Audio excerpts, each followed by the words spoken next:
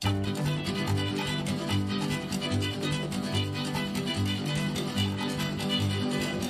light city, gonna set my soul on fire. Got a whole lot of money that's ready to burn, so get those stakes up higher. There's 1,000 pretty women waiting out there. They're all living the devil may care, and I'm just a devil with love to spare. So viva Las Vegas. E estamos de volta com o BBcast, seu podcast de automobilismo e outras nerds. No episódio de hoje vamos falar sobre o GP de Las Vegas. E aqui comigo está a Débora Santos Almeida. Bem-vinda, Débora. Olá pessoal, sejam bem-vindos a mais este episódio do BBcast. E agora falando daquela corrida que deixou todo mundo saturado até a prova acontecer, mas a corrida foi boa.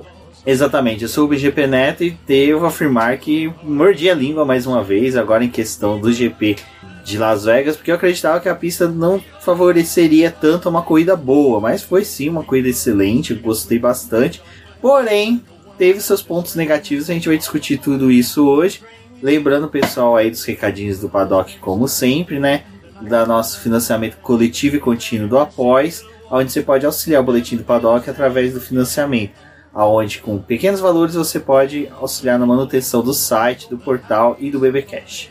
E não se esqueça de utilizar também o nosso link durante a Black Friday, que vai ter ali na Amazon, né? A gente tem esse link que está disponível em todas as nossas publicações e comprando a partir dele, vocês também conseguem auxiliar o projeto, porque é uma pequena parte em comissão revertida para o BP, mas isso não vai acrescentar nenhum valor nas suas compras. Então deixa o link do BP salvo sempre que você for fazer qualquer tipo de compra na Amazon, de um ou mais produtos, utilize o nosso link, que é muito legal pra gente. E também criamos uma página lá na Amazon de influencer, então tem alguns produtos lá relacionados ao automobilismo e também vou tentar dar uma atualização lá nessa página para Black Friday com alguns produtos interessantes.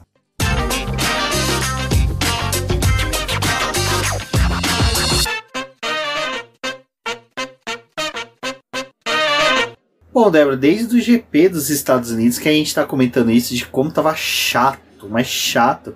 A Fórmula 1 tá no próprio GP dos Estados Unidos promovendo o GP de Las Vegas, aí foi pro México promovendo o GP de Las Vegas. No GP do Brasil, nem tinha acabado o GP do Brasil, já tinha, né, um letreiro ali, um luminoso em cima da entrada dos boxes falando da próximo GP ser em Las Vegas, e num posicionamento em que quando tivesse tido pole, quem ganhasse a sprint, ganhar essa corrida, os takes de imagem e utilizar de fundo esse, né, Nash Race Las Vegas. Então ficou chato, né? Eles forçaram demais esse GP antes de sua realização. Eu acho que, assim, nessas últimas semanas eles publicaram muita coisa sobre Las Vegas, mas desde o momento que anunciaram a corrida lá em 2022, quando começaram a falar que ia ser um grande espetáculo, que ia ser uma corrida noturna, que eles já estavam em negociação com artistas, com pessoas que iam fazer shows, e ia tudo aquilo, né, aquela muvucada de coisa, eu acho que eles já foram, meio que saturando a galera dessa prova. Mas é uma coisa que, assim, a Liberty estava tentando fazer o máximo que essa corrida descesse goela abaixo de todo mundo, porque eles eram os promotores do evento, né? Vou até comentar uma coisa interessante, porque assim, a Fórmula 1 ela sempre tratou com outros promotores para poder ter a realização da corrida, né? Então eles escolhem o local e aí tem uma pessoa, uma empresa ali que vai intermediar as coisas, né? Para poder ter a realização daquela prova. E para Las Vegas não, a Fórmula 1 estava atuando como a promotora do evento. Então ela que tinha que resolver todas as burocracias para que a prova acontecesse. E é interessante porque ali no caso da Fórmula E, né, que é uma outra categoria, uma categoria em menor porte, eles que são os promotores dos eventos, né? Então eles têm uma tratativa já direta com a prefeitura, a organização, assim, no sentido de, tipo, eles fazem os contratos das coisas, né? Então a Fórmula 1 passou por um lado que ela não vivia, né? Ela tava realmente, tipo assim, mais cercada de uma estrutura melhor. E agora, tendo que liderar o evento como um todo e planejar as coisas, eles queriam que tudo desse certo. Até, né, teve aquela coisa da Fórmula 1, reforçar muito que o GP de Las Vegas tinha que ser uma corrida exemplar para que os outros GPs seguissem tipo, a excelência que ia ser o GP de Las Vegas. É uma excelência que a gente já viu a partir de sexta-feira, mas a gente já vai entrar para falar sobre isso. Mas foi realmente chato. Eu achei chato porque, assim, cara, eu gostava do formato que era antigamente, do tipo assim, acabou a corrida, você ficava numa expectativa para a próxima corrida. Você não tinha tanto forçação de barra, sabe? Você não tinha toda hora uma pintura nova, essas coisas, tudo que aconteceu em Las Vegas. Então era gostoso você viver a expectativa, você ler sobre o traçado, ler sobre as questões que estavam acontecendo ali, mas por livre e espontânea vontade. Não você abrir as redes sociais e ser bombardeado toda hora com uma imagem diferente, com uma coisa diferente que a categoria queria forçar.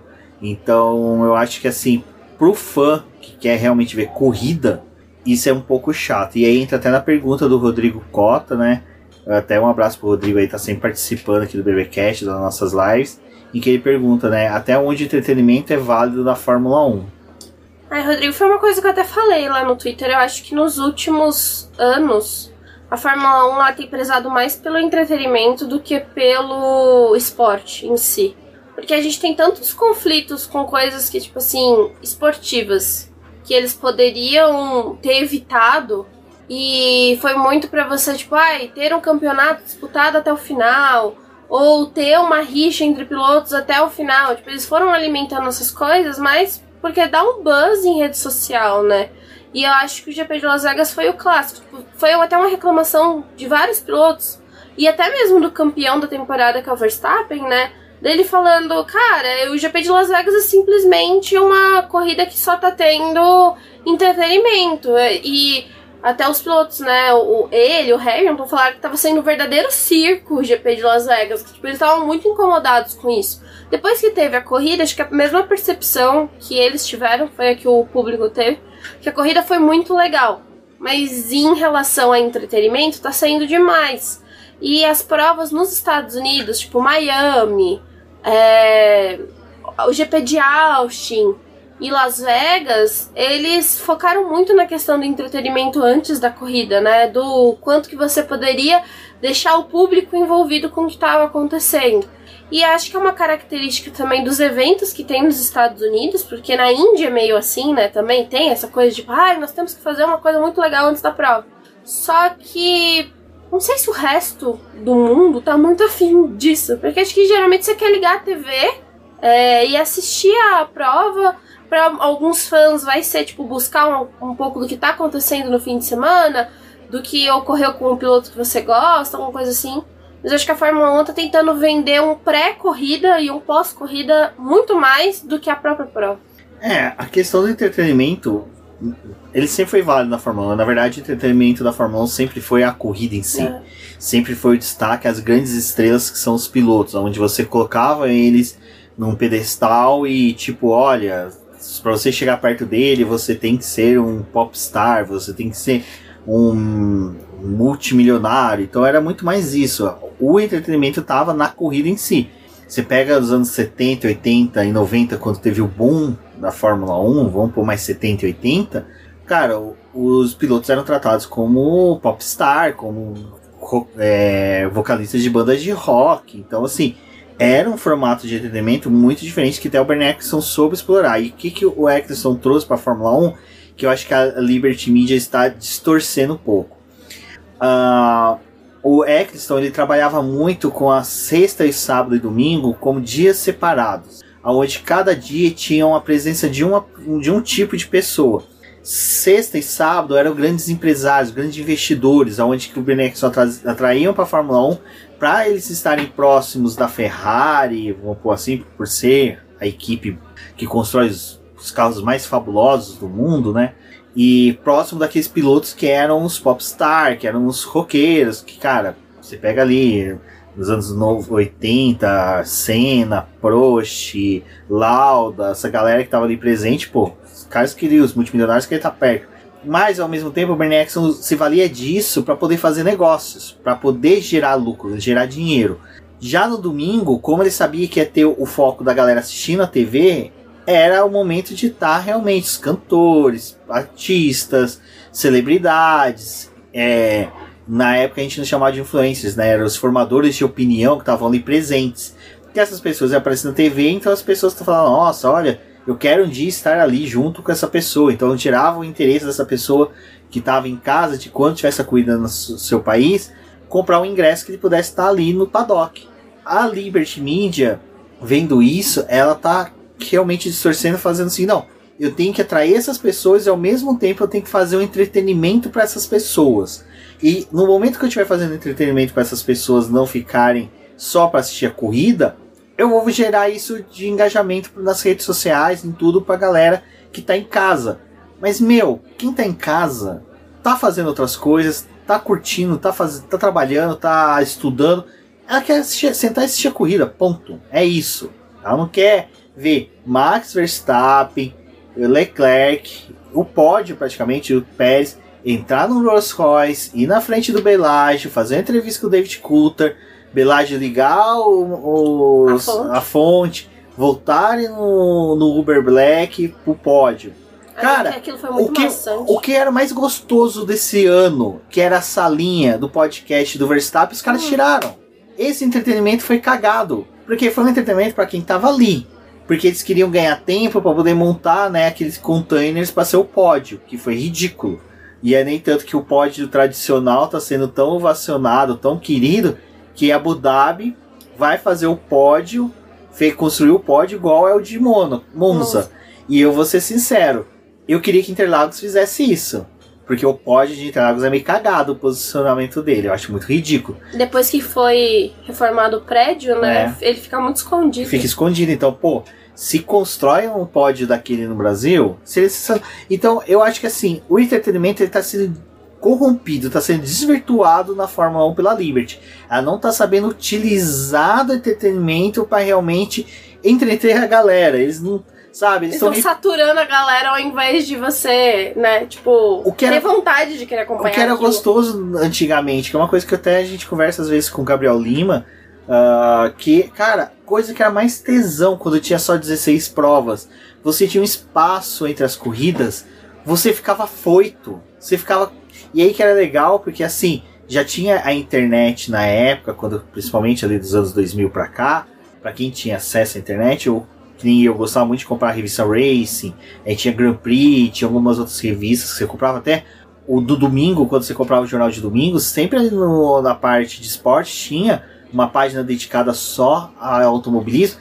Cara, era gostoso você pegar, você ler essas matérias, você saber o que estava acontecendo e você ainda ter 2, 3 semanas para conversar com seus amigos sobre o que aconteceu, sobre as notícias, que nem eu gostava muito de conversar com meu pai sobre isso. Então, cara, esse intervalo entre corridas era mais gostoso do que tem hoje.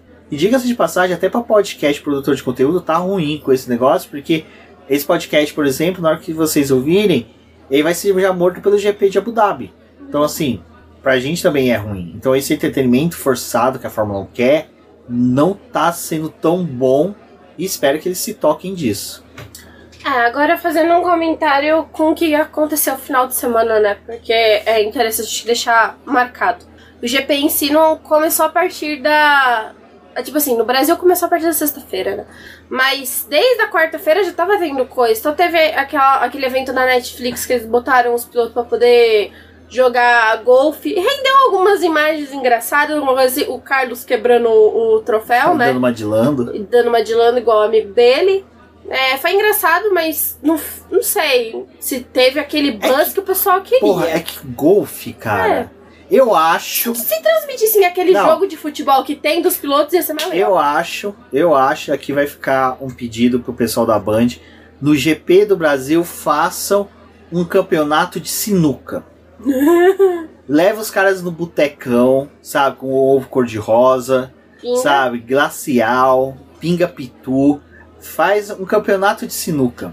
Cara, seria o melhor entretenimento de todos, cara. Seria sensacional. Você coloca aqueles cara mesmo que, sabe, cachaçado mesmo pra ficar dividindo a mesa com eles. Porra, mano, seria sensacional, velho. A outra coisa que eu acho que, assim, foi aquela parte deles apresentarem os pilotos igual os tributos, né, dos Jogos Vorazes. Ai, aquilo foi demais, gente. Aquilo foi too much, tipo... botar os pilotos ali. Cara, se em 30 corridas que eles estão fazendo no ano, né, praticamente, ninguém sabe ainda o nome dos pilotos, tem uma coisa muito errada. Mas fizeram aquele negócio ali pra poder apresentar os pilotos de cada equipe, com aquele negócio de subir o piloto, bem um negócio de Jogos Vorazes. Eu não curti muito, achei... E a outra coisa que eu acho que assim foi demais também chegou em Las Vegas, parecia que tinha aquela coisa de tipo, ai, nossa, a gente precisa promover isso aqui muito, né? Tem que ajudar a Fórmula 1 a promover isso aqui. E aí, 7 de 10 equipes foram com pintura especial. A pintura da Ferrari ficou bem legal. A da Red Bull foi aquela que eles já estavam desde o começo do ano, né? Quando anunciou as 3 provas nos Estados Unidos. Eles já tinham prometido que iam usar nessas 3 corridas pinturas especiais. Então foi promovido por fãs da equipe, designers que tinham criado e botaram para votação ali. A Red Bull seguiu isso até Las Vegas. E as outras equipes acompanharam o negócio de trazer uma pintura especial. Mas uma coisa que eu chamei a atenção, né? E aí o pessoal falou, mas essa equipe não tem dinheiro. Cara, a Haas, que é uma equipe americana, ela poderia ter feito alguma coisa. Todo mundo arrumou uma desculpa pra poder, tipo, vir com uma pintura especial. A Williams, porque é gerenciada pela Dory, então... É que, se parar pra pensar, cara, a Haas... O pessoal, quando vê a Haas, já conhece a Haas. Sim, principalmente Las Vegas, que tem, né, o circuito deles lá que é tradicional, que tem a etapa da Indy, tem a etapa da NASCAR, onde a Haas tá. Então ela não precisa. Não precisa, mas é tipo assim, a equipe norte-americana cagou o negócio. Eu acho que ela não é que ela cagou. Eu acho que ela, assim, tipo, cara, que retorno que a gente vai ter disso? Nenhum. Não ia ter retorno nenhum, mas você já tá obrigando todo mundo a participar do negócio? Eu gostei mais da postura da Haas e da Mercedes. Sensacional. Vocês não querendo queimar o carro, não ia gastar dinheiro. Não, pra que a gente vai gastar? Pra que vocês estão fazendo? Eles mesmos estão promovendo a gente. Pra que a gente vai fazer gastar com pintura? Sabe? Mas eu achei que deveria ter tido uma conversa com a Haas, assim, tivesse botado o... Desculpa, depois... colete sabe, até eu entendo pelo seguinte, a Haas já devia estar puta da vida pelo fato do protesto dela ter sido negado ali dos GP dos Estados Unidos. Ela falou, já que vocês negaram o meu protesto, eu não vou participar dessa festa, não. Sabe tipo a música do Cazuza? Não me convidaram pra essa festa pobre. Então, não me convidaram pra essa festa pobre, não vou participar também, aí vamos bater. Não, mas só o que eu quero dizer é que eu achei muito engraçado que todas as equipes arrumaram uma desculpa pra poder vir com a pintura especial. A Ferrari porque tinha uma parceria com a Puma, porque queria... trazer de novo os anos 70, aí não sei o que, a Alfa Romeo, não, a Alfa Romeo também, né, a Sauber na verdade, a Sauber viu que o puxadinho dela foi por água abaixo, né, chutaram a Alfa Romeo por causa daquele negócio lá com a Audi, que a gente nem sabe mais se vai dar certo, de fato pra frente, aí falaram, agora a gente vai homenagear a Alfa Romeo, a parceria que a gente tem com ela. Aí botaram a pintura especial lá, tudo bem, anda com o negócio da Alfa Romeo o ano inteiro, né? Mas vamos. É que eu achei. Vamos puxar o saco aqui da Alfa Romeo. Eu achei a homenagem cagada, que se era pra homenagear, fazer uma pintura clássica da Alfa Romeo, né? Dos anos 70 ali, dos anos 50, acho que seria. A pintura de Monza aí do GP da Emília Romagna foram muito bem. Então, algo mais digno, né? Enfim, a Haas cagou, falou, não, chega. Pra mim deu. É que eu acho assim, McLaren. Ela já tá fuleira mesmo do Zac Brown querer arrancar grana de todo mundo. E é o patrocinador dela principal, que é a Google, né? Até colocando lá no Globo lá, pintura do Chrome, eles estavam fazendo. Então tudo bem. Mas cara... Não, o negócio da Jack Daniels é só porque é mais uma firula, né? Então, sei lá.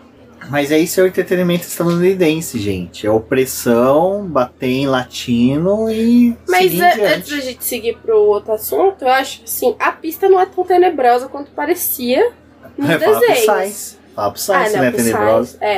Mas eu acho que assim, foi menos pior do que eu achava que a pista ia ser. Eu tava achando que ia ser tipo um Jeddah. Ia dar não sei se eu vou gostar. Mas você matou a pau do que seria na hora que você comentou, que falou... Vai ser algo igual a Azerbaijão. A primeira corrida vai ser um caos, mas aí as próximas, onde as equipes já vão saber como trabalhar, já vão ter dados, informações para poder fazer.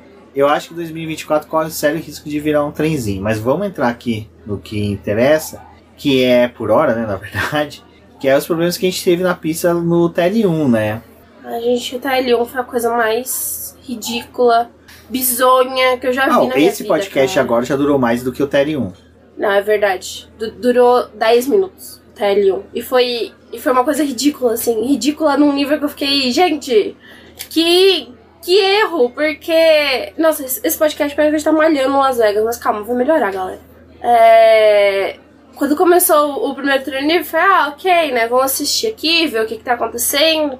A pista, nesse primeiro... Porque assim, a imagem que o safety car fez dando a volta no circuito eu não achei tão legal. Mas mostrava um pouco da pista. Com os carros da Fórmula 1 ali e com as câmeras on-board, ficou um pouco mais interessante a pista. Eu achei que ela era meio, tipo, Singapura, que tinha espaço no circuito, tinha ali uns momentos de dificuldade nas curvas. As retas não ficou tão esquisito quando a gente achava que ia ser, porque elas eram muito longas, mas vendo do carro, eu achei muito legal, tinha muita velocidade, mas foi o que o Rubens falou, o primeiro treino livre durou 10 minutos, né? E aí eu tava assistindo aqui em casa, a gente tava sem internet, então eu tava assistindo pelo 4G, e aí a hora que deu a bandeira vermelha, que passou uns segundos, eles falaram, não vai voltar mais a sessão, aí eu comecei a gritar, isso... 3 horas da manhã. Eu falei, porra, eu sabia que essa merda ia dar errado. E não sei o que, nossa, eu fiquei revoltadíssima. Porque, cara, eles investiram muito dinheiro na parte do que a gente falou do entretenimento, mas na parte de segurança, que todos os outros autódromos são extremamente cobrados, eles esqueceram de fazer o básico. Que foi realmente olhar os bueiros da pista. Tipo, era...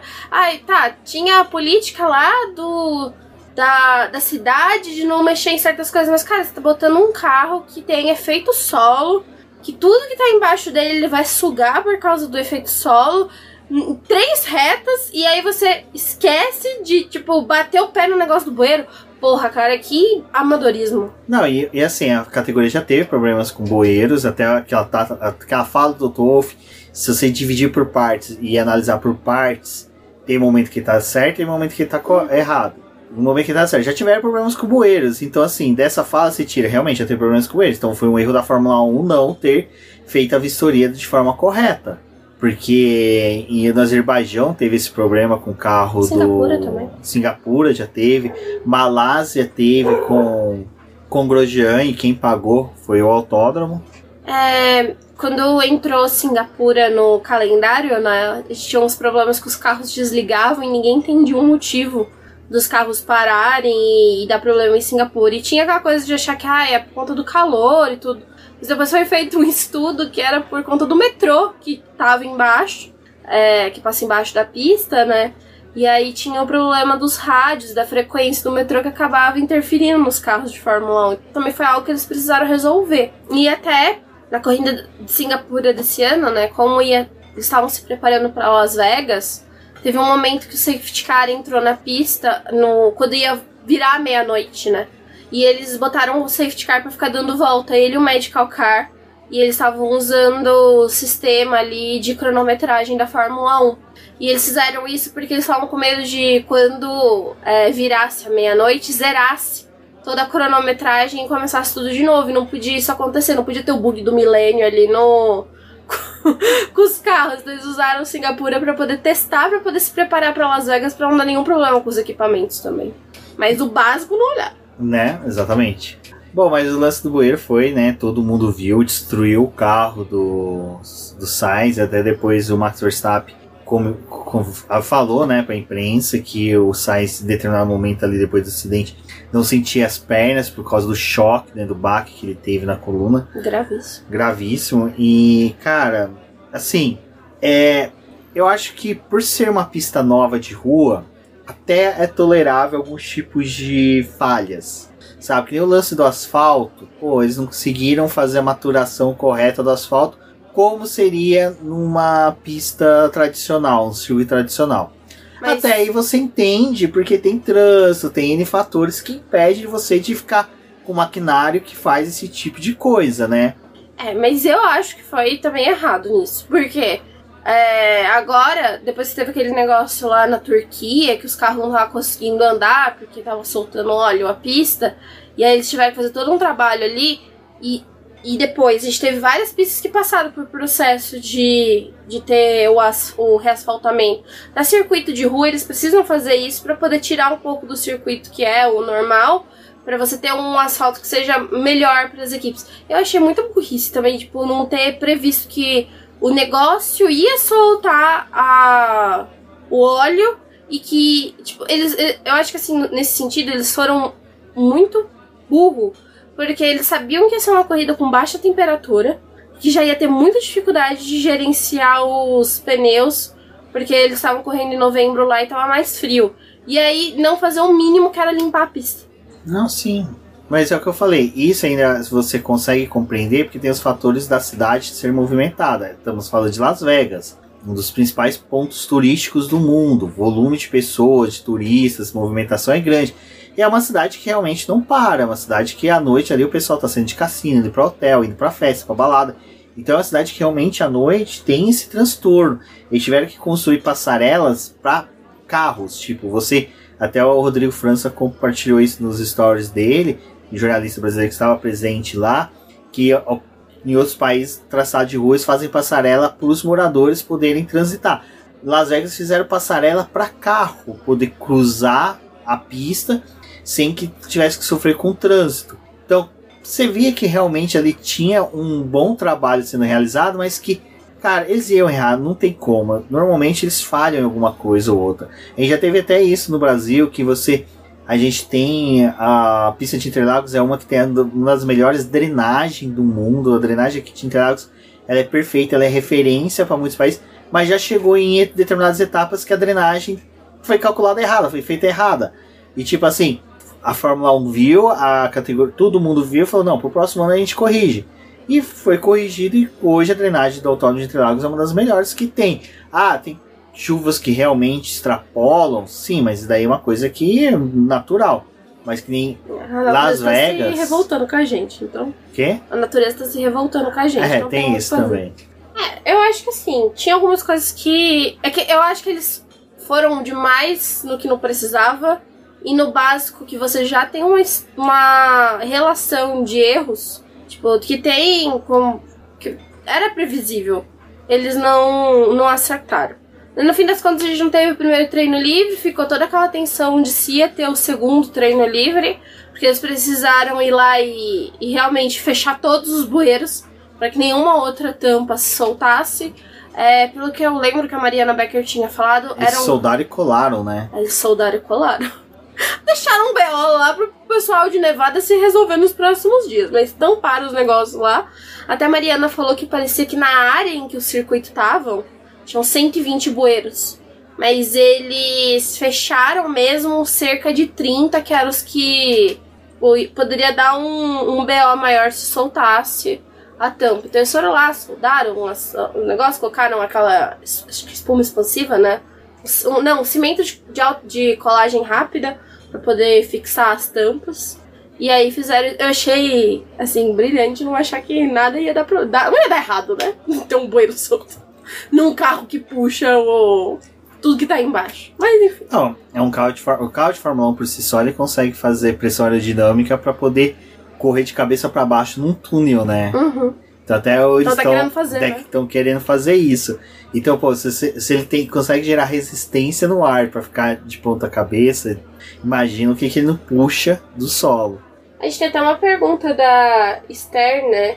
Se a gente achou justa a punição que teve pro Carlos Sainz, porque quando começou o segundo treino livre, já tinha a noção que o Carlos ia ser punido, ia perder 10 posições no grid por conta da bateria. Que a Ferrari resolveu não usar outra bateria, não usar, tipo assim, uma bateria que o Carlos já tinha usado ao longo do ano e instalar uma nova. E o resto do carro eles deram um jeito ali de, tipo, fazer as substituições, mas sem ocasionar uma punição maior para ele que ele tivesse, tipo, que largar do final do grid. E aí até a Esther perguntou, né, se a gente concorda com a perda das 10 posições no grid por causa do bueiro e como que vai ficar as questões dos custos pro reparo do carro do Carlos Sainz. Então, Esther, eu não acho que foi justa a punição. Porque é o que a gente tava falando, né? Tipo, eles erraram numa coisa que era meio que básica. Tipo, você já tinha uma ideia de que um circuito de rua você precisa verificar os bueiros, eles precisavam brigar com a cidade, tipo, cara, não tem como a gente fazer uma corrida aqui com vocês e não olhar os bueiros e não fazer o que a gente precisa pra corrida acontecer. Não é o que a cidade quer. Agora que vocês cederam a vez, né, a gente deveria fazer... Tipo assim, erraram tanto no sentido de cortar a árvore, de fazer umas arquibancadas num lugar nada a ver e o bueiro não brigaram. Então eu não achei justa a punição pra ele. Nem um pouco. Eu, assim, a questão de se era justo ou não, assim, era justo? Era. Porque realmente houve a troca, ele ia ter um benefício de poder participar do GP com uma bateria nova, comparado com os outros pilotos. Isso gera um benefício pro cara? Gera, porque a bateria nova tem uma recarga mais rápida, consegue armazenar a energia mais rápida, tem N fatores que favoreceriam ele. Foi correto, assim, moralmente correto? Não. Por tudo isso que a Débora falou e mais. Quem errou não foi ele, né? Não foi a Ferrari. Não foi uma escolha deles, né? Aposto que se você chegasse pra Ferrari e falasse, vocês querem ter a oportunidade de trocar as peças, a gente vai punir? Não, eles não vão fazer isso. Então, assim, eu acho que realmente não foi moralmente correto, vou por dessa forma. Mas justo, é o que tá no regulamento, sabe? Mas aí é o que o pessoal, eu vi muita gente, principalmente os mercedistas, né, falando, pô, agora o regulamento tem que ser seguido de forma correta, né? Em Abu Dhabi cabe interpretação, né? Mas aqui agora não cabe interpretação. Temos que seguir restritamente o que tá na regra. Então, eu acho que assim... Não, e outra coisa que não seguiram na regra, né? A execução do TL2. Porque a gente teve o TL2, foram 90 minutos de sessão, depois que eles conseguiram voltar, né? A estrutura ali pra fazer a prova, mas tinha que ter respeitado aquele tempo pro TL3 e já não podia mais, por causa das implicações da cidade. Então, tipo, uma parte a gente vai seguir o regulamento, em outra, foda-se. Vocês vão continuar aqui acordado, fazer o evento, vão voltar mais cedo amanhã, vão fazer tudo do jeito que a gente quer. Aqui não importa seguir o regulamento. No negócio do carro do Carlos, tinha que seguir. Por isso que eu falo, não foi moralmente correto, porque tem hora que você tem que ser... quebrar, né? Tem aquela fala, acho que é do... Agora esqueci. Ai, que teve muita fala também, gente. E aí ela pergunta, né, da questão dos reparos do carro do Carlos Sainz. Então, a Ferrari falou que está discutindo em off pra poder ver como é que vai ser esse negócio do reparo do carro. Porque, assim, tudo bem que no teto orçamentário você tem que prever alguns acidentes. Mas um acidente como foi o do Carlos Sainz não é culpa dele e não é culpa da equipe que o bueiro se soltou no carro deles. E teve todo esse dano gerado. E agora, assim, até eles falam, aconteceu na última corrida, na penúltima corrida do ano. Então também não compensa mais a gente gastar muito dinheiro pra poder reparar esse carro, sendo que só vai ter Abu Dhabi. Se isso tivesse acontecido no meio da temporada, a Ferrari tava um pouco mais ferrada. Eles não tem tanta peça de reposição assim, porque já é o final da temporada. E eles também não vão fazer um monocoque novo, um chassi novo, só pro Carlos correr uma etapa, porque é uma das peças mais caras que um carro de Fórmula 1 tem, e pro ano que vem vai ser uma outra peça. Então a Ferrari tá tentando cobrar esse valor que eles gastaram com o carro do Carlos durante o fim de semana, dentro do que eles conseguiram resolver ali. E aí a gente vai ver se vai ter alguma coisa, mas eles estão tentando passar a responsabilidade pra pista. Não, eu acho... a Liberty. Eu vou ser sincero, se fosse tanto a Liberty como a própria Fórmula 1, porque a gente pode separar os dois em determinados momentos, e até a organização, porque existe uma empresa, existe toda uma estrutura criada, uma pessoa jurídica, vamos pôr dessa forma, criada pela Fórmula 1 para gerenciar, eu aceitaria porque o mercado norte-americano é o maior mercado de compradores de Ferrari. E esse pessoal que é o mercado da Ferrari, eles consomem muita coisa da equipe, da escuderia Ferrari. Então, se caso eles começarem a realmente bater do prejuízo que eles tiveram, dor de cabeça que eles tiveram, gera um mal-estar com esses fãs, Então, assim, eu acho que a Ferrari, ela pode... E o Visser tá fazendo a forma correta. Você vê que ele ficou bravo naquela hora, mas depois ele seguiu quieto, calmo, sabe, diplomático com a categoria. Ele foi diplomático no final de semana inteiro, porque eu acho que eu tinha coringar. De coringar em Las Vegas tá meio perigoso. Não, um pouco perigoso. Mas do TL2, outro vexame que a gente teve foi a retirada dos fãs, né? Mas assim, eu vou ser sincero, cara. Porra, mano. Não, assim, o pessoal não deveria estar ali mais a partir daquele horário, porque eles precisavam evacuar, porque o circuito ia ser aberto para que os moradores entrassem e pudessem... Tipo, Eu fico imaginando os moradores com sacolinha com pão e presunto e queijo esperando pra... Quando que eu entro aqui? Então eles tentaram tirar as pessoas pra gente não ter o resto. Só que aí, teve a parte, tipo, tá, as pessoas ficaram ali até esperar que o Treino Livre 2 começasse. E teve eles ficaram ali, gastaram, né? Você fica ali esperando, você gasta com comida, com bebida, com não sei o que. Tipo assim, a Fórmula 1 teve um lucro nesse sentido de ter gente ali consumindo, mas depois enxotou as pessoas.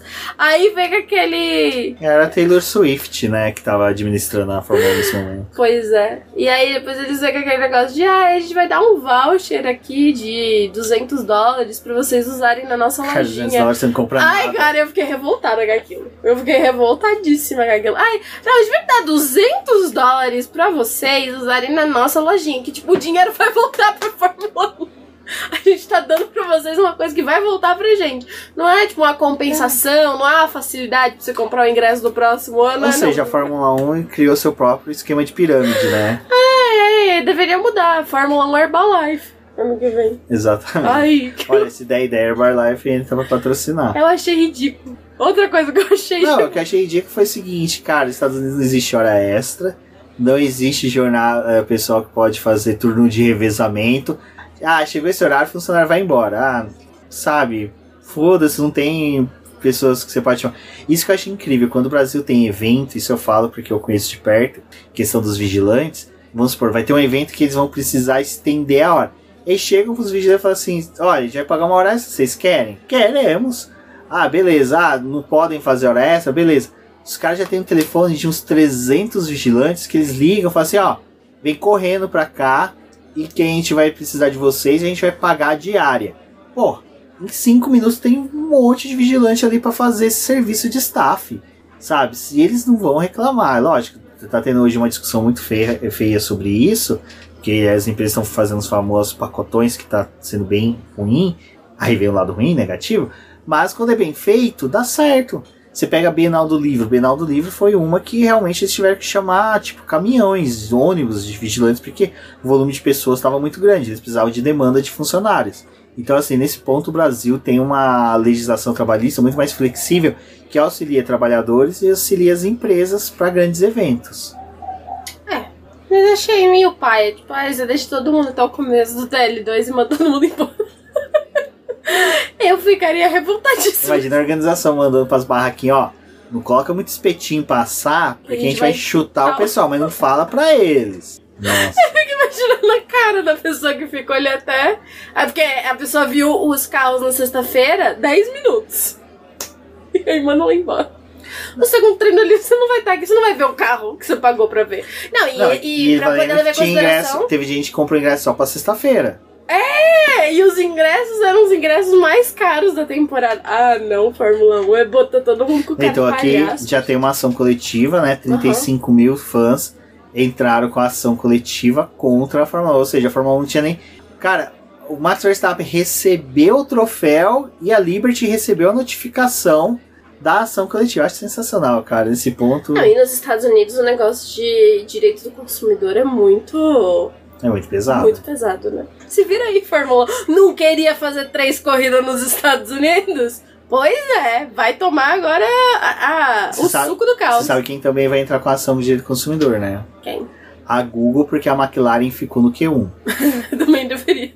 Porra, mano, a McLaren ficando no Q1 foi, sabe? Já tava no sábado. Porque assim, os depósitos de otimismo para que o Max Verstappen tivesse um duelo na pista estavam sendo feitos depósitos no Lando Norris, na McLaren.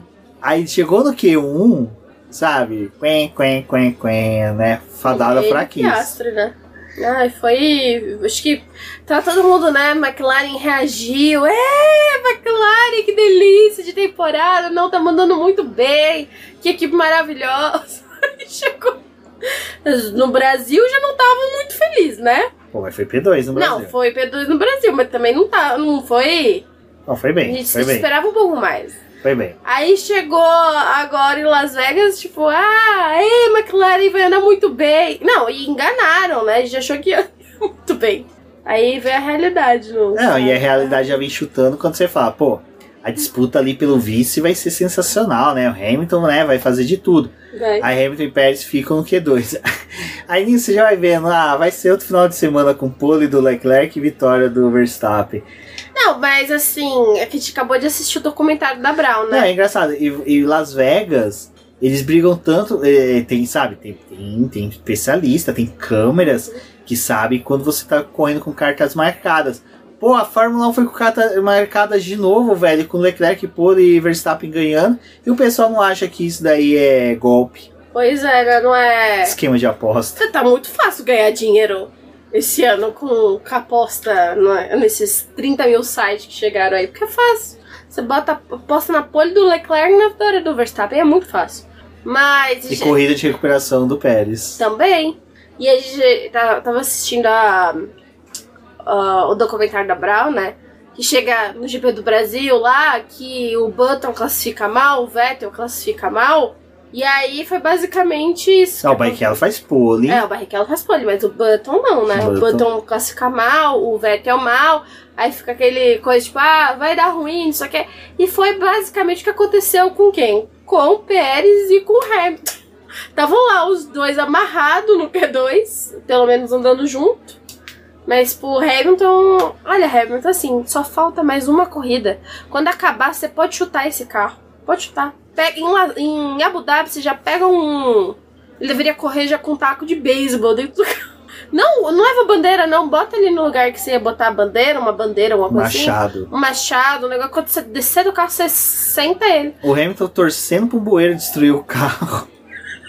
Cara, pra ter uma desculpa, né? Se tivesse sido o Sainz no lugar, se tivesse sido o Hamilton no lugar do Sainz, o Hamilton ia sair, nossa, obrigado, ele ia pegar o bueiro e levar pra casa pro Roscoe poder mastigar. Ia emoldurar, né? Ele tava torcendo. Não, a Mercedes nem ia cobrar dinheiro pra poder arrumar o carro. Agora que quebrou, ia levando aqueles ferro velho que achata o carro e vira um quadradinho. Eles deveriam fazer isso, né? Achatar o carro e virar um quadradinho. O Hamilton não ia correr, mas nem Abu Dhabi, ele ia foda-se. Pena que não foi com o Hamilton. Exato. E a gente ainda teve o duelo das Ferraris pela pole, né? Cara, o duelo assim até que foi legal, porque assim, ficamos na apreensão de quando que o Verstappen ia fazer uma volta boa e não conseguiu, graças a Deus, porque de certa forma tivemos esse pouco de emoção. E era aquela coisa, né? O Sainz precisando fazer uma boa classificação, porque já ia ser penalizado com 10 voltas. 10 voltas não. Penalizado com 10 voltas seria... Cara, podia penalizar, né? Podia começar. Volta, né? Você volta pra pista, mas com uma volta atrás. Você tem que remar tudo. Essa é mais interessante. Mas é o ruim que se essa punição vem pro Verstappen, ele consegue ganhar. Mas ele tem que se virar. Pelo menos ia ter emoção. Ele tem que se virar. Não, mas foi legal o duelo da pole, assim... Mas eu achei muito engraçado o pessoal. Vai ser uma corridona no domingo. Que a gente vai ter o Charles e o Carlos.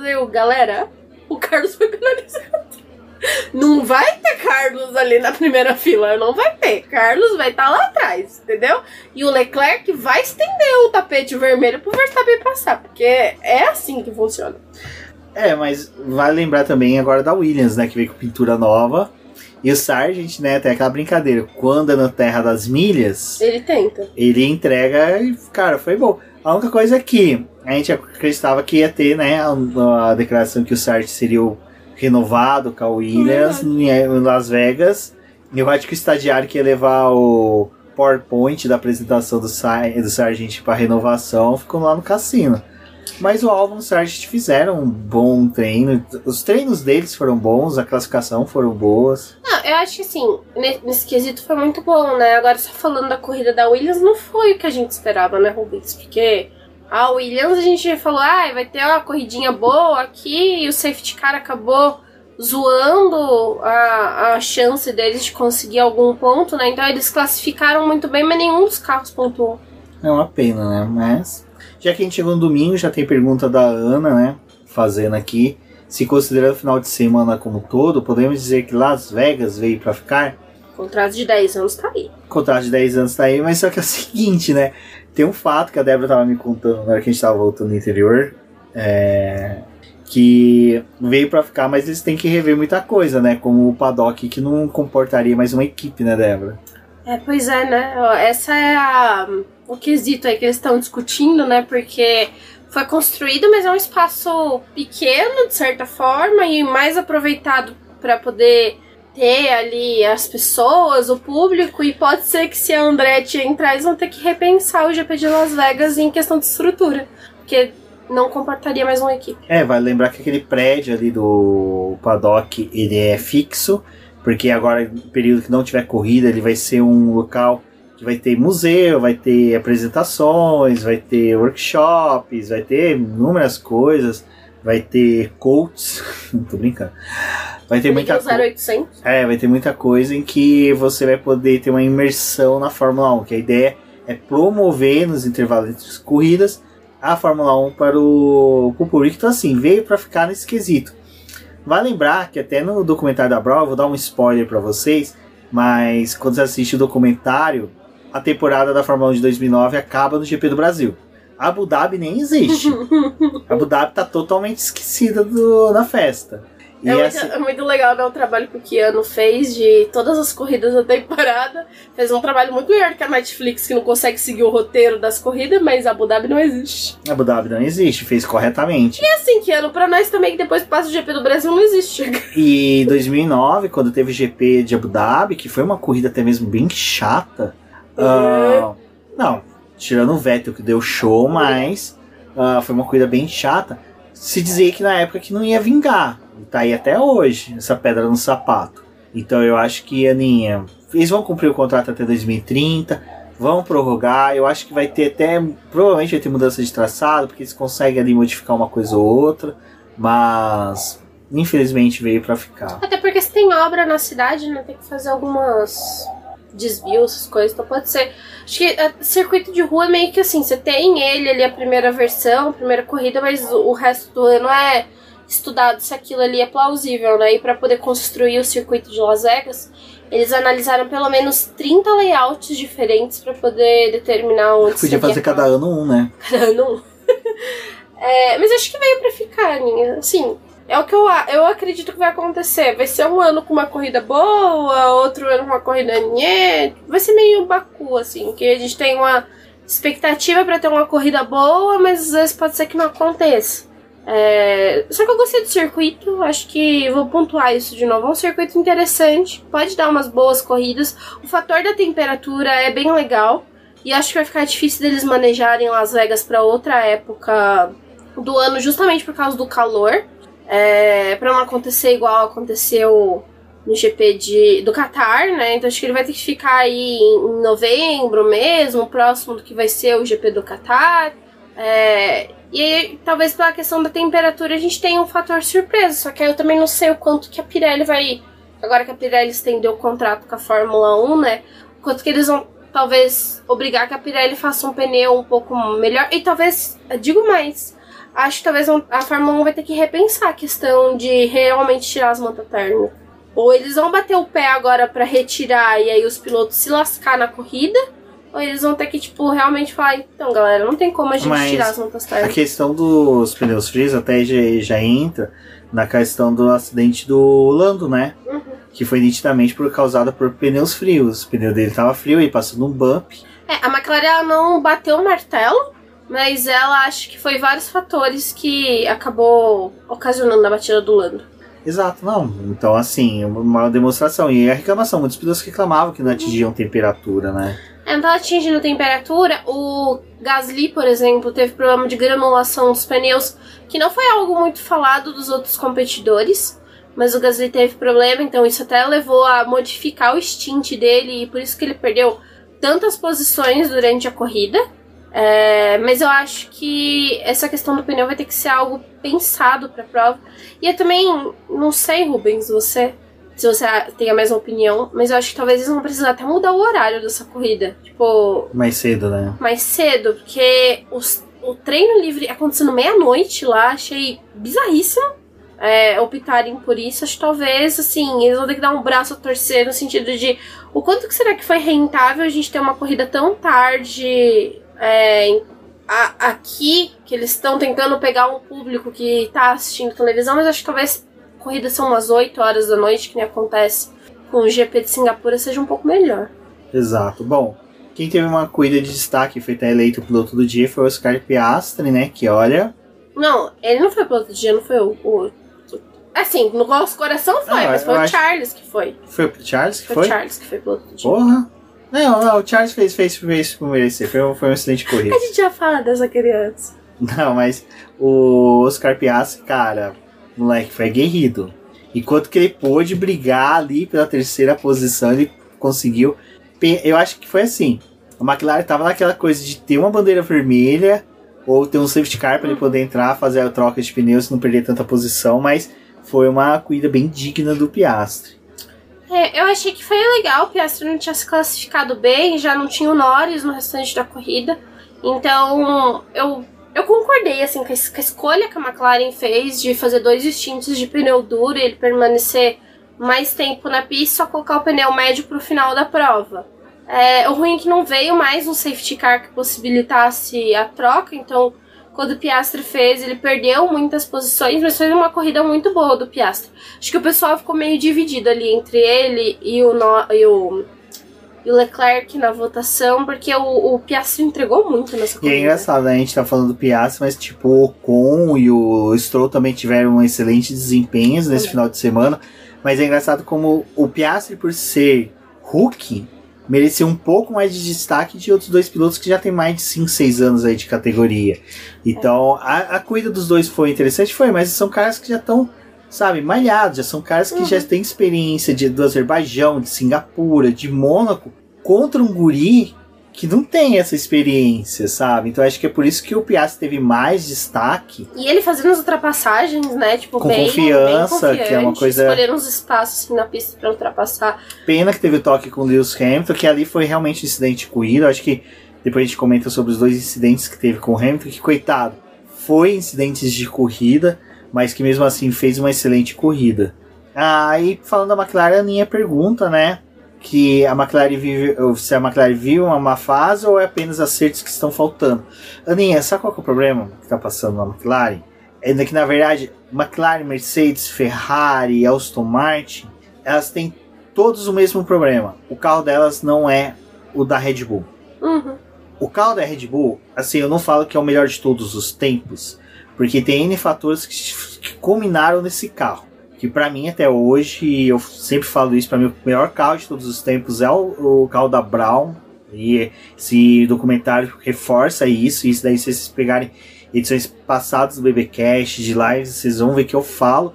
Porque é um carro que, do jeito que ele nasceu, ele morreu. Foram pouquíssimas atualizações, acho que tiveram 2 ou 3 upgrades. Foi muito, porque eles não tinham como fazer. Não tinha peça pra fazer pros 2 carros. Não tinha orçamento, né? A briga pelo orçamento deles foi muito grande. E pra mim, esse foi o melhor carro de todos os tempos, porque foi um carro que eles não podiam inovar tanto. O carro da Red Bull é um carro bem nascido e que todos os upgrades vieram e trouxeram ganhos. Agora, McLaren, Ferrari e Aston Martin, Mercedes, eu vou englobar e colocar dentro da sua pergunta, porque são carros que infelizmente muda o traçado, muda o cenário de temperatura e pressão, os carros sofrem. E consecutivamente os pilotos não conseguem entregar aquilo que eles poderiam entregar. Veja a Mercedes que ela passou em Interlagos.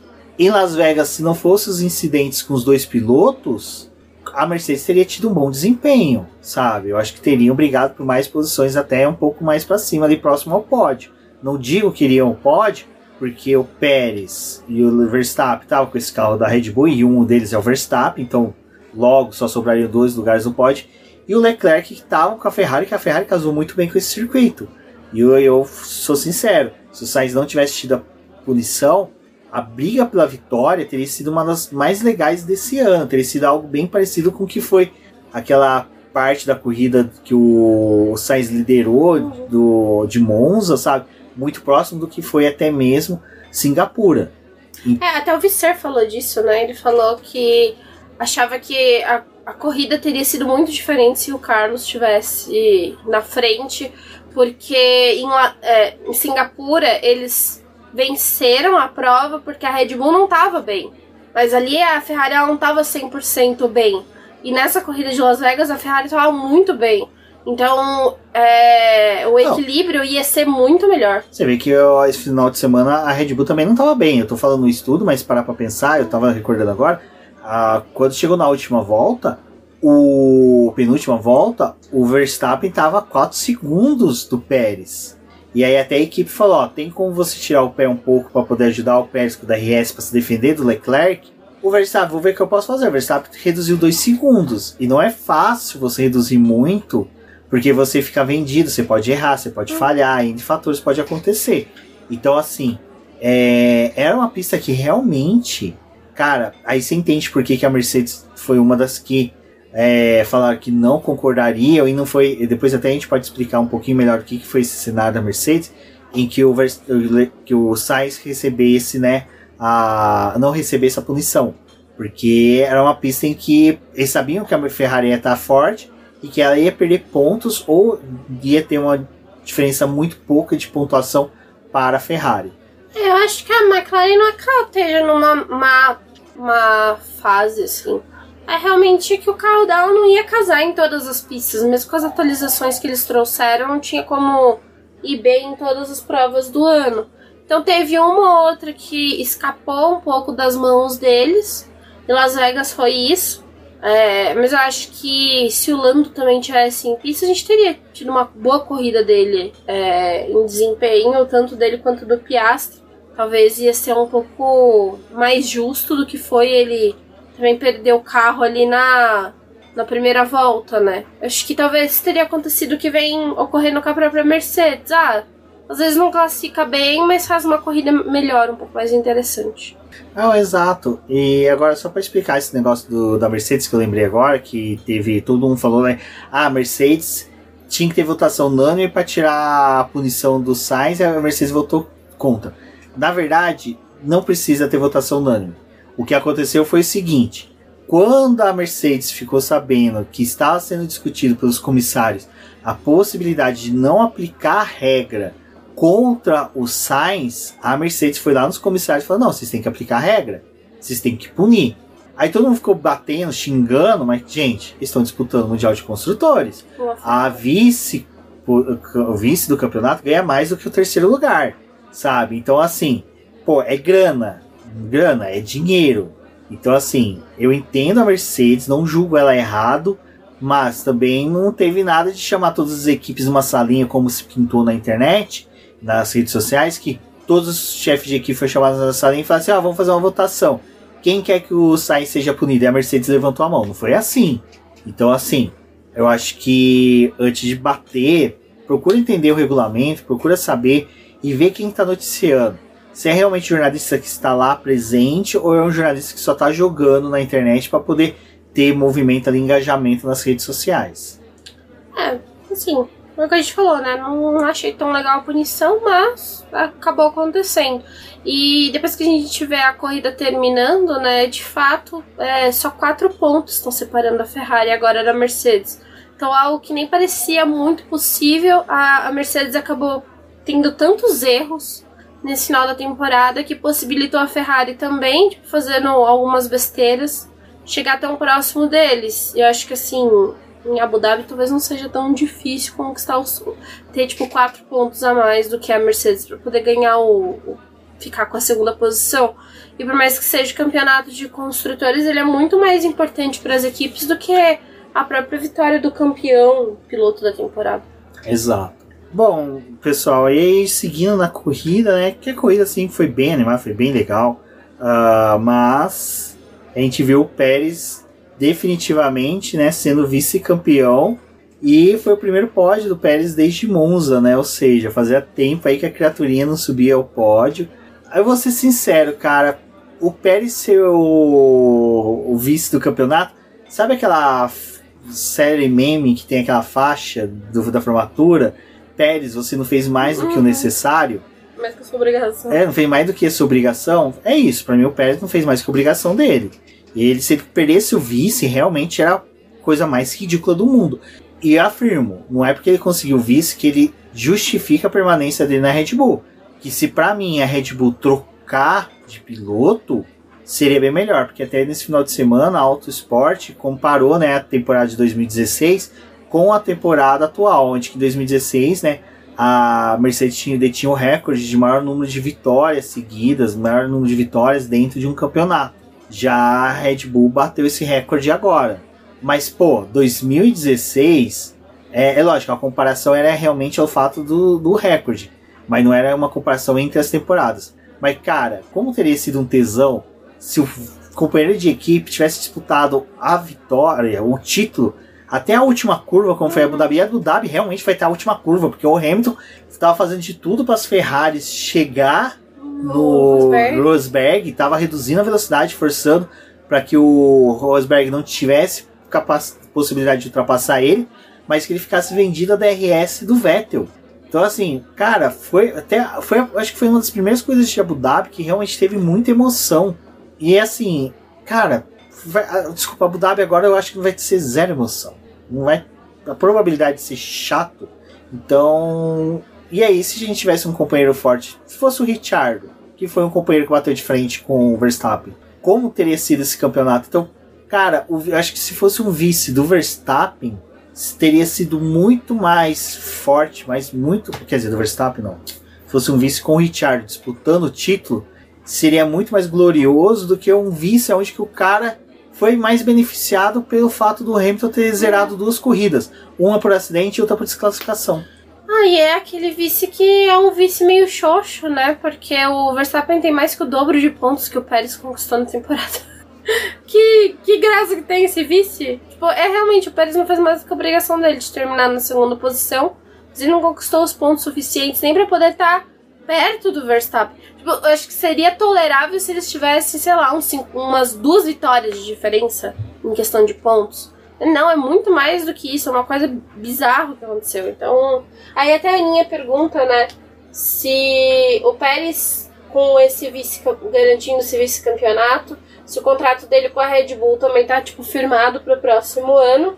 E se a conversa motivacional lá que ele teve com o Horner no GP doméstico aqueceu, né, tipo, o coração do Pérez ali. Eu acho que assim, Aninha, acho que o Pérez meio que deve ficar pro ano que vem, porque realmente se perdesse o vice ia ficar muito feio, né?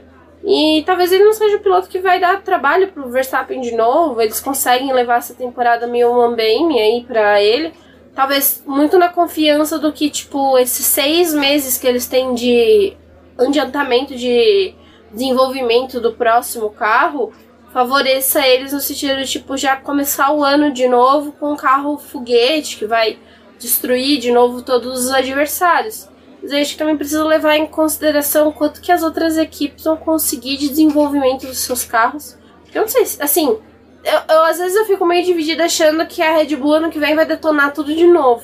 Mas acho que com o trabalho que a Ferrari, a Mercedes, a McLaren, a Aston Martin fizeram nesse ano, não dá pra poder descartar eles como equipes que vão tirar mais pontos da Mercedes no próximo... da Red Bull no próximo ano. E aí que tá, né? O quanto que com um piloto fraco como o Pérez... Desculpa, quem é fã do Pérez, defender a pessoa Pérez, o mexicano, eu acho legal. Eu acho realmente legal. É um ato de solidariedade com outro latino. Beleza, eu acho super apoio isso, cara. Eu acho um tesão a gente ter o Pérez sendo um representante latino na Fórmula 1. Mas isso não vai me deixar passar pano de quão falho foi o ano dele, quão ruim foi o ano dele. Que me desculpa, você tem 19 pilotos no grid que eu acho que se pegasse esse carro ia entregar muito. Cara, eu acho que desde o Sargent ao Hamilton, cara, teria sido um puta do campeonato. E eu acho que é isso que realmente faz com que o Christian Horner prefira o Pérez, porque ele olha pro Verstappen e fala, porra, esse Manolo aqui faz tudo sozinho, pra que eu vou querer colocar um cara pra atrapalhar ele? Então deixa o Verstappen aí, que se dane o companheiro dele. A McLaren já fez isso quando colocou o Kovalainen, quando o Alonso saiu, sabe? A Ferrari fez isso quando manteve o Felipe Massa com o Kimi Raikkonen e com o Alonso. Então, assim... Acho que a vaga do Pérez está garantida até o começo do ano. Aí a gente vai ter que ver como é que tá as outras equipes do grid. Isso que eu ia entrar nesse mérito agora. Porque, assim, se a McLaren acertou a mão e tá casando o desenvolvimento desse carro com o carro do próximo ano, pô, tem grandes chances de Piastri já tá mais acostumado com os traçados, já tá mais confiante. e o Norris também entregando o que ele entregou, essa disputa pelo vice do campeonato e até um pouco atrapalhar o título do Verstappen deve acontecer, sabe? E também a Ferrari, eu acho que com o Visser, eles estão agora a gente está vendo um pouco mais do que é o Visser, do que é uma Ferrari com Visser. E tem a Mercedes, que é o que eu falo, que sempre foi a equipe que eu apostava minhas fichas para ser a única equipe para entregar um carro para disputar contra o Verstappen e a Red Bull. E eu ainda acredito nisso. E olha que eu não sou fã da Mercedes, eu não sou fã da Mercedes de forma alguma. Mas eu tiro meu chapéu para eles. Então, tem chance sim, Aninha, da gente ver que talvez a permanência do Pérez não seja a melhor opção. Até hoje saiu a notícia, né? Uma notícia não, um rumor que já teriam decidido o nome da AlphaTauri, seria o Racing Bulls, porque viriam patrocinadores americanos que teriam um vínculo com marcas que tem o touro, o boi, essas coisas, como marca, né? Daqui a pouco aparece lá a JBL, né? Que é a empresa brasileira de carnes, a Swift, né? JBL é de aparelho. A JBC, né? Que é de carnes, desculpa. E Chicago Bulls, quem sabe, né? Patrocinando aí. Porra, um carro do Chicago Bulls seria um tesão, nossa, velho. não. Pô, eu ia comprar essa miniatura, mano. E lembra que o Guanizu gosta de basquete, né? Vale lembrar, então assim, seria uma boa. Não, o que o Guanizu tem a ver? Viajei seria agora. melhor do que o Pérez. Nossa, cara, já pensou, cara? Guanizu melhor? Seria um tesão, né? Ia ser interessante. Que fez também o final de semana bom. Fez o final de semana bom. Não foi um espetáculo, mas assim, o final de semana do Joe foi bom. Mas acho que assim, a Alfa Romeo nem deu pra ver muito dela, né? Tava com a pintura legal, mas nem deu pra sentir o gosto da Alfa Romeo. A única coisa que a Alfa Romeo sentiu foi o gosto do beijo que o Bottas deu no carro do Alonso, né? Que viu o pessoal zoando, né? Que os dois carros se beijaram. Eu acho que mais chamou a atenção da Alfa Romeo nesse final de semana foi o calendário da bunda do Bottas, a campanha, né? Então, eu vou fazer um momento de justiça aqui, que a gente não gosta muito do Ocon, né? Nem eu e o Rubens temos uma simpatia pelo Ocon. Piloto, vamos entrar nesse mérito. Piloto, não a pessoa. Porque a pessoa parece ser legal. Os relatos que a gente tem das pessoas que gostam dele, né? Relatam muito bem. Os que o não hate gostam. que o pessoal tá soltando nas postagens da Fórmula 1 do Ocon, pelo final de semana do Ocon, eu tô achando demais. Too much, assim, não precisava. Ele pode usar o piloto mais querido do grid, mas não precisa também disso. Só que eu achei que, assim, foi uma corrida boa do Ocon. Foi uma corrida que, cara, o quanto que você vê, tipo, o piloto gerenciar o pneu bem, que nem ele fez, e ter administrado a questão da temperatura, rendeu muito mais pra ele, porque o Gasly teve a melhor classificação ali, o melhor resultado desde daquele momento em que a Alpine tinha conseguido o pódio, né, em Mônaco. Mas o Ocon, ele não tava tão bem assim no sábado, tudo. E aí eles fizeram uma estratégia pra ele, uma estratégia pro Gasly. O Gasly acabou consumindo muito mais pneu que deveria. O Ocon não, trabalhou direitinho ali no que era esperado, gerenciou bem o pneu, fez uma corrida muito boa e conseguiu, trazer o resultado que a Alpine achava que o Gasly ia trazer. E eu gostei muito da corrida do Ocon. Não sou a pessoa que é mais favorável às corridas do Ocon, só que eu acho que dessa vez ele não foi a tartaruga em cima do poste. Ele realmente fez por merecer. Eu acho que nesse ponto até o Stroll, né? O Stroll fez uma boa corrida também de gerenciamento de pneus. Ficou longe, né, das tretas. Então, o Ocon é que o Ocon, ele conseguiu pelo aquilo que eu não gosto dele, que é a corrida burocrática. Mas eu gostei dessa corrida. Não, a corrida dele, nesse ponto, a corrida burocrática dele deu resultado positivo. Então, assim, cara, ele fez uma corrida boa. Mas assim. Eu acho que assim. Enquanto a Williams foi o destaque negativo do domingo, de não ter conseguido o resultado que era esperado, o Ocon pra mim foi o destaque positivo da corrida. Que tipo, você viu que ele se esforçou pra poder estar ali e conseguiu trabalhar o inverso do que o Gasly fez. O Gasly consumiu muito pneu, fez uma bela de uma cagada para um piloto que tava numa posição tão boa de largada. Vamos falar de cagada? Vamos falar de George Russell? Será que devemos? Porque olha, George Russell tá complicado. Ele mesmo já falou, a culpa foi dele, ele errou novamente. Não adianta os fãs tentarem defender. Sabe aquele negócio do final de ano, que eles dão presentes de amigo secreto uns pros outros? Eu acho que se o Verstappen fizer que nem o Magnussen fez com o Alonso, de dar um retrovisor pro Russell, não tá errado. Por que o Verstappen tirou ele? Não, porque foi no incidente com... Não, porque o acidente foi do Russell batendo no Verstappen, e a fala do Russell pós-corrida foi que ele não olhou pros espelhos, novamente. O Russell não usa retrovisor. Você pode, a Mercedes, ela pode desenvolver um carro sem retrovisor pro Russell, porque o Russell Tira não até usa. o peso do carro. Sabe? Aí depois o Russell admitiu, né? Não, ele falou, eu não olhei o retrovisor. Eu acho que só Jeddah que ele não admitiu que ele não olhou, porque o Hamilton já foi lá na frente e falou, olha, fui eu o culpado. Senão ali ele também ia falar, realmente também não olhei no retrovisor. Então, cara, o Russell, sem zoeira. Eu acho que pro ano que vem, se eles pegassem um patrocinador de uma indústria farmacêutica que desse um calmante, um chá de camomila, sabe? Um chazinho, um suco de maracujá, pro Russell seria bom. Eu acho que de todas as temporadas do Russell, mesmo na questão dos resultados, assim, que ele teve na Williams, em que era um carro bem defasado, mas ele ainda fazia umas corridas interessantes, essa foi a pior temporada do Russell na Fórmula 1. E ele também admitiu que tá sendo o pior ano dele, realmente. Ele não tá tendo como entregar, e aí tá sempre envolvido em batida e punição. Cara, toda corrida agora a gente tá vendo o Russell saindo com uma punição. Seja porque bloqueou alguém na classificação ou porque teve algum incidente de corrida. E quando ele não é punido nesse sentido, tipo, ele mesmo se pune porque ele acerta o carro no... Né, como aconteceu em Singapura, que ele abandonou, tipo... E essa é mais uma prova que ele tava brigando por um pódio, porque tinha chances dele conseguir o terceiro lugar e ele fez o favor de errar num nível assim que não tinha necessidade. Então é por isso que eu acho que o Russell realmente precisa.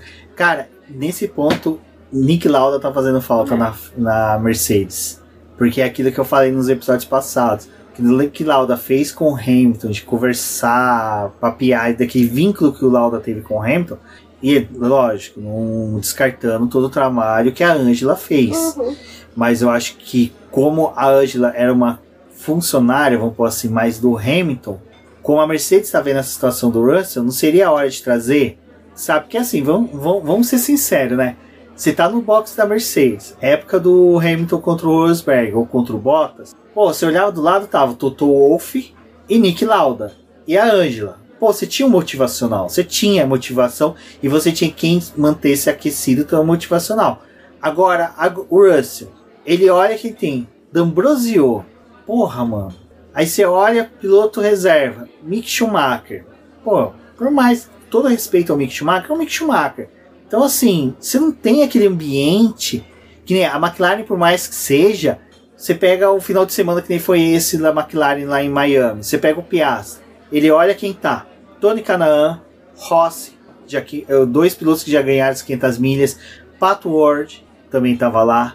Cara, você olha, e os caras fizeram a festa de 60 anos da McLaren, com vários pilotos, com Mika Hakkinen, tava o Tanner, tava a porra, mano. O negócio que a McLaren organizou em Sonoma pros pilotos darem volta com os carros clássicos. Pô, aí você pega também a Ferrari. A Ferrari, por mais que seja, pô, tá tendo um ambiente ali competitivo, os dois pilotos estão competindo entre eles. Tá toda hora a imprensa questionando, né, se o Sainz vai ficar, como que eles vão tratar o Sainz, que o Sainz tá entregando mais. Então acho que tem todo um ambiente mais, tipo...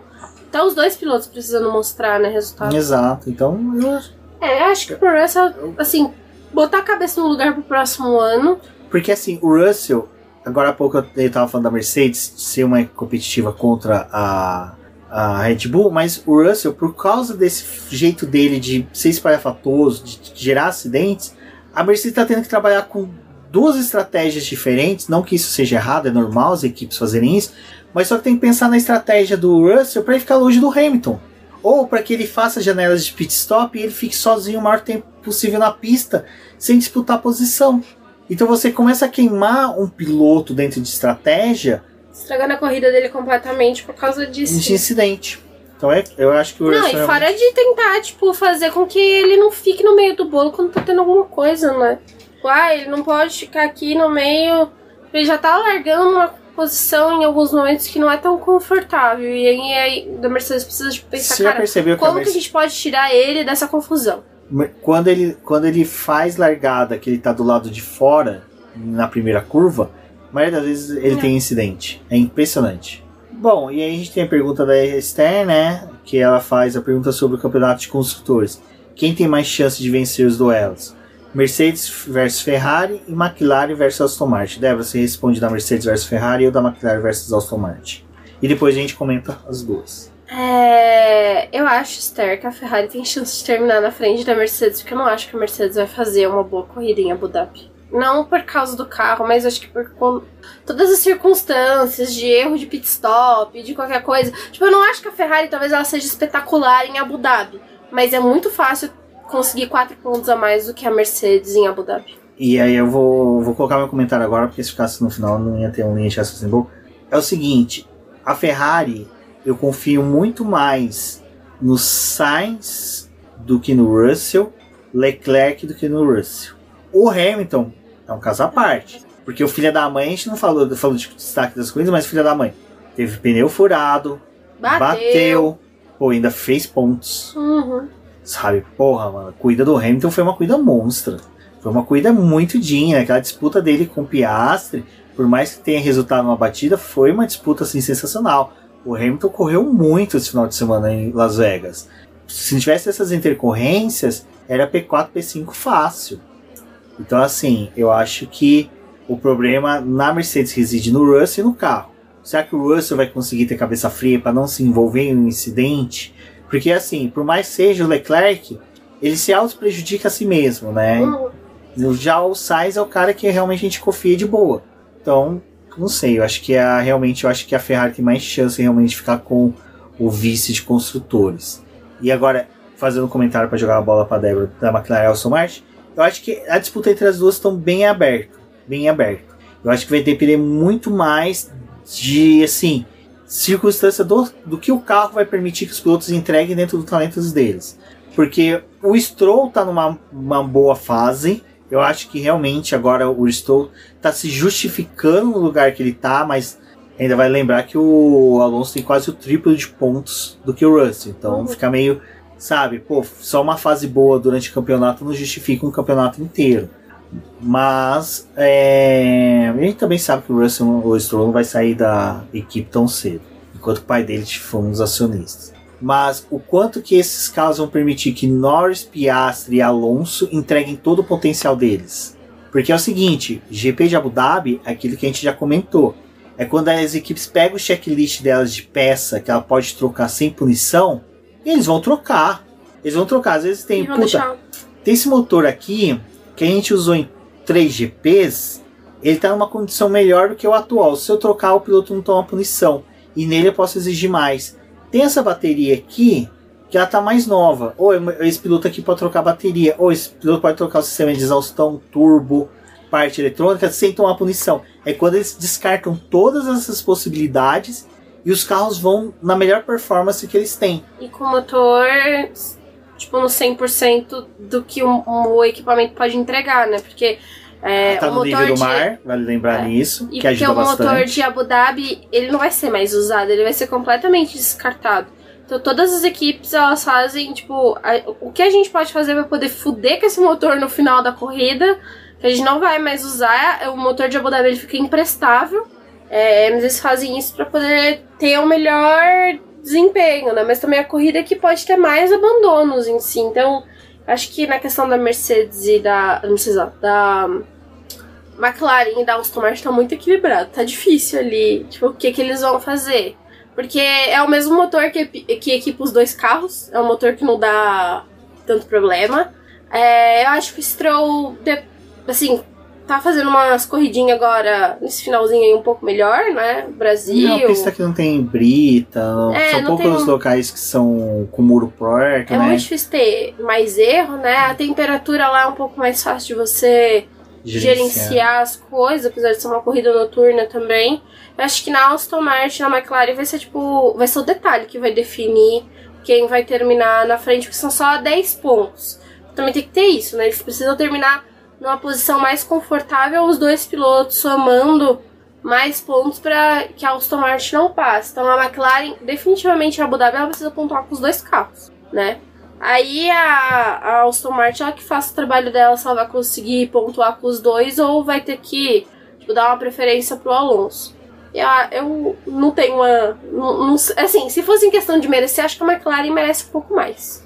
E a McLaren tem mais pontos de vantagem, né? Tem 10. Tem 11 pontos. 11 pontos, desculpa. Mas a Aston Martin tirou 10 esse final de semana. Mas mesmo assim ficaria atrás. Exato. E vai lembrar que o Lando abandonou. E Lando, em Abu Dhabi, o Lando corre relativamente bem. Abu Dhabi tem outra vantagem. Piastri conhece. Piastri conhece. É a primeira pista desde essa boa fase do Piastri que ele realmente conhece. Não, ele realmente conhece, mas é o que me preocupa, porque ele teve desempenho melhor em pistas que ele não conhecia do que em pistas que ele já conhecia esse ano, né? Que também tem essa incógnita aí do que vai acontecer com o Piastri. Mas eu acho que na questão da Mercedes e da Ferrari, a Ferrari passa. Mas eu vou ser sincero, eu tô torcendo para o Sargent ser confirmado na Mercedes, ficar tão emocionado e dar uma de Latifi, pra gente ter um pouco de emoção aí na corrida. A gente precisa em Abu Dhabi uma bandeira vermelha, uma bandeira amarela, um safety car virtual, pra poder. E eu acho que pode rolar justamente por causa dessas disputas. Não, o pessoal agora vai meio que... Assim, o de pilotos tá mais decidido, né? Mas o de construtores é o que realmente vai pegar. E agora pra fechar o podcast, AlphaTauri, os pilotos apagadíssimos, né? Não foram ruins. Foi resultado do carro. Porque pra mim o Ricciardo voltou bem, tá bem. E é uma coisa assim que é interessante se ver, que ele tá entregando dentro do equipamento que ele tem. Mas tanto ele como o Tsunoda, bem apagados. Foi a corrida que eu menos reparei nos dois, porque eles realmente não estavam. Não estavam. Engraçado, a gente viu mais até o Hülkenberg até abandonar, o Magnussen, viu as Alpines, viu a questão da Alfa Romeo, mas... Nem a pintura da AlphaTauri, a pintura que eles escolheram para Las Vegas. Parece que a tinta tá escorrendo do bico, né? Você não viu esse carro esse final de semana. Bom, Débora, nota da corrida? Eu acho que 8. Não foi, a corrida não foi tão terrível. Eu vou contar 2 pontos pelo fim de semana. Pelo fim de semana que... nossa, parecia que quando a corrida de Las Vegas acabou... De fato acabou não a corrida, mas o evento, né? Depois de toda a taquada pra poder entregar troféu e não sei o que, parecia que o GP de Las Vegas tinha sido disputado umas 10 vezes. Eu também daria 8. E mais uma vez a gente falou mais sobre a pista, sobre os acontecimentos que foram chatos, tudo mais, do que a vitória do Verstappen em si. Mas aí a Débora agora me corrigiu, pediu uma pausazinha pra gente poder falar sobre a corrida do Verstappen e do Leclerc, que realmente não merece ser esquecida. Porque assim, mesmo o Leclerc ter perdido a posição, ter brigado, ter tido a punição o Verstappen de 5 segundos e ter sido irônico, que diga-se de passagem, depois reassistindo a cena, eu fiquei meio dividido se ele merecia ou não a punição, viu? Porque largada, pneu frio, tudo mais, mas a gente sabe que o Verstappen é um malandro, no bom sentido, como todo multicampeão tem que ser, e soube que poderia se aproveitar dos pneus frios, pista fria, para poder largar mais a curva e justificar aquela ultrapassagem sobre o Leclerc. E é uma punição que acho que, pensando assim, Rubens, foi dada, mas foi muito mal executada, porque eles levaram um certo tempo para poder aplicar a punição. E eu acho que o mais justo deveria ter, pedido pro Verstappen desacelerar e trocar, inverter a posição com o Leclerc se queria algo desse tipo. Porque os 5 segundos não... Deu uma movimentada na corrida, porque acho que foi isso que, o Verstappen vai ter que ultrapassar, vai ter, que fazer um ganho ali, alguma coisa. Mas, demorou pra poder acontecer. Acho que teve uma reação meio, tá bom, então. Exato, mas assim, o Leclerc, até a Débora passando que o Visser, né, pontuou que pra ele foi a melhor corrida do Leclerc. É difícil, tá, Leclerc? A corrida não tá muito boa mesmo, não, mas... Eu acho Monza e Bélgica 2019 foram pra mim as melhores corridas do Leclerc até hoje. Disputou de igual pra igual com o companheiro de equipe, que era um tetracampeão. Mas olha a data que você falou, que essas corridas... Mas se parar pra pensar, 2020 não conta porque teve o problema da Não, negócio. mas o que eu quero dizer é que assim, já tem tanto tempo que a gente não vê o Leclerc fazer uma corrida decente, que essa realmente foi uma das melhores corridas porque dele. O Leclerc tem o mesmo problema do Russell. Falta de orientação, falta de um suporte por parte da equipe. Tem piloto que precisa, gente. Não é errado pedir ajuda. Mas é a falha das duas equipes.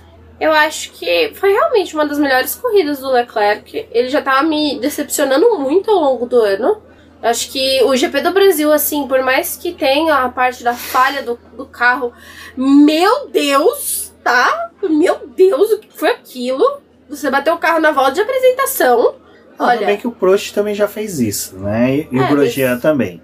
E ele continua alimentando ainda aquele negócio de tipo, mais poles do que vitórias, né? Não tá uma situação muito boa pro Leclerc ali. E sendo comparado com um dos piores pilotos da Ferrari.